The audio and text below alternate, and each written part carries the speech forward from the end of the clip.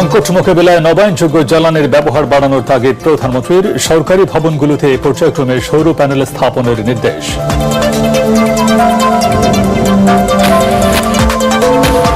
চট্টগ্রামে বাসাবাড়ি, গণপরিবহন ও শিল্প কারখানা, সর্বোচ্চ গ্যাসের জন্য হাহাকার। রাজধানীর সিএনজি স্টেশনে যানবাহনের দীর্ঘ সারি।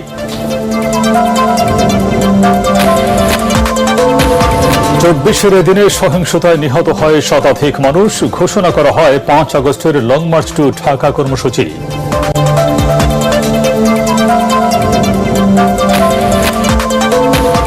প্রতিবেশী দেশে বসে মৃত্যুদণ্ডপ্রাপ্ত আসামির রাজনৈতিক কর্মকাণ্ড পরিচালনা অগ্রহণযোগ্য, মন্তব্য হুইপ মিয়া নুরুদ্দিন আহমেদ অপুর। ফ্যাসিস্ট ফিরে আসার ব্যাপারে সতর্ক থাকার আহ্বান।